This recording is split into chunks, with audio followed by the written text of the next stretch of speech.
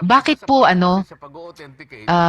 bakit po nawala yung mga taong mag-ooperate dapat ng grinders? At least those people na galing sa munisipyo on a very important day na may critical task na gagawin sila. Magandang umaga po, Madam Chairman, Senwing Gatchalian. Ma'am, hindi po kami aware po na nag-request po si PAOK po sa LGU para po doon sa grinder. However po, ang na-receive ko po na report po ay may request po sila ng mga medical staff po sa amin at saka po ng tubig. Pero sa grinder po, hindi po ako aware. Maraming salamat po. Could I quickly ask PAOK to confirm that na ang request nyo lamang po ay medical staff at saka tubig sa araw ng dapat pagbukas sa mga vaults? That is affirmative, Madam Chair. Yung mga personalities po kasi at saka yung mga grinder, we initially sourced them out on a Friday.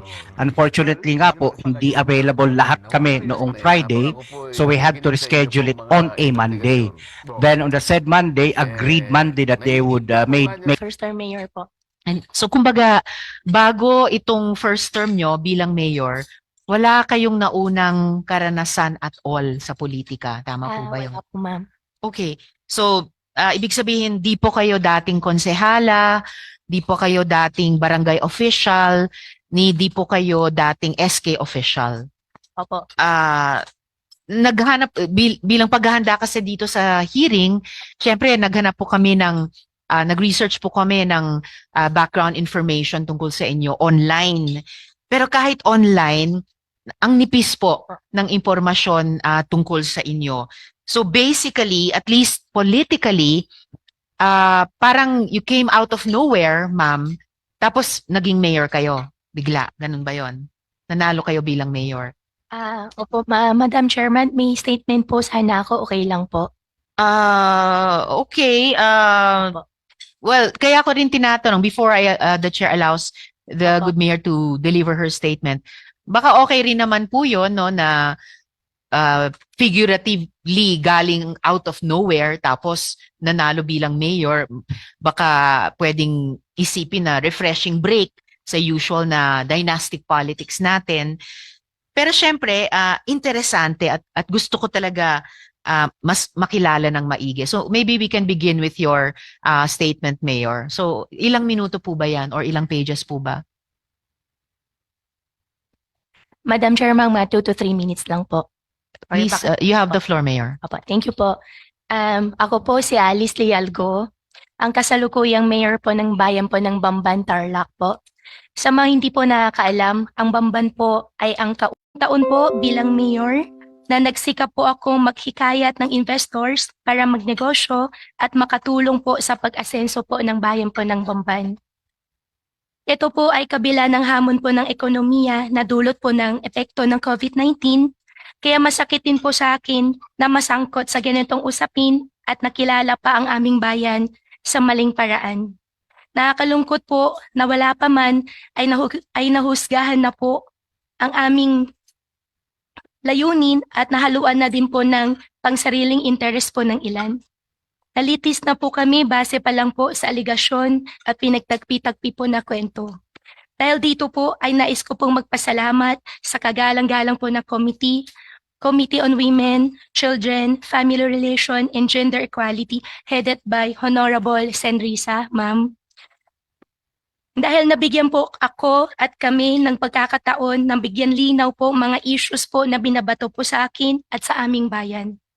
Unang-una po, hindi po ako konektado, hindi po ako operator, hindi po ako protector o cutler po ng Pogo. Wala po akong kinalaman sa kanilang operation at sa kahit anong gawain sa loob at labas po ng Pogo.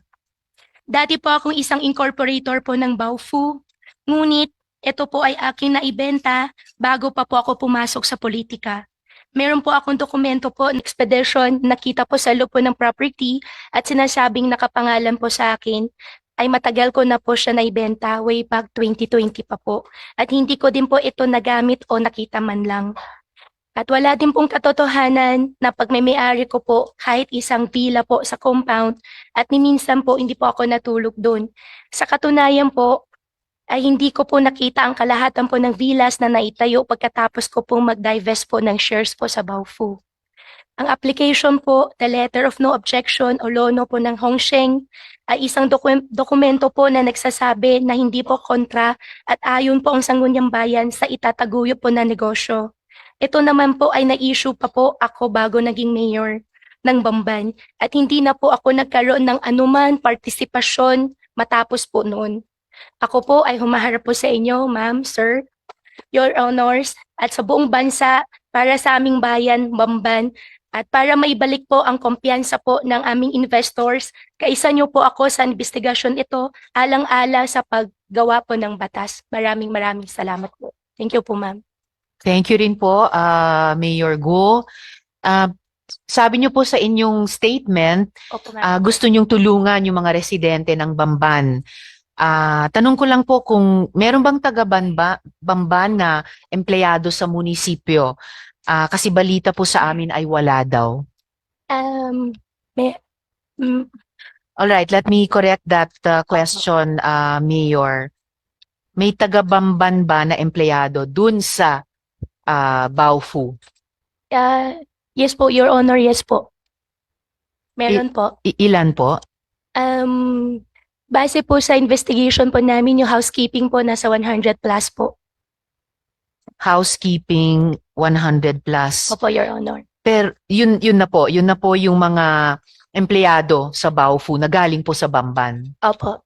Lahat-lahat po ilan ang empleyado o workers sa Baofu dun sa 7-story buildings at dorms at dun po sa 14 villas at sa lahat-lahat na 36 buildings sa 7.8 or 7.9 hectare property. Ilan lahat po ang workers?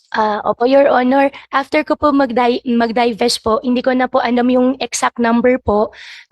Base lang po sa investigation ko po na after the raid po, yung housekeeping lang po, 100 plus po. So, alamin po natin mamaya kung ilan lahat-lahat ang workers doon sa Baofu bago ng raid para makita natin kung ganong kalaki o kaliit na percentage doon ay mga itong 100 plus na empleyado na galing sa Bamban.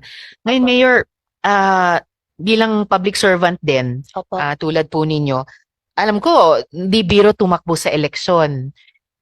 Kahit local elections, minsan mas pa kung local elections, Opo. malaki ang gastusin. So, alam ko na hindi impertinente na tanungin ito sa kapwa kong nagtatrabaho sa gobyerno. Ano po ba yung source of funds ninyo? Ako po ay isang hog raiser po.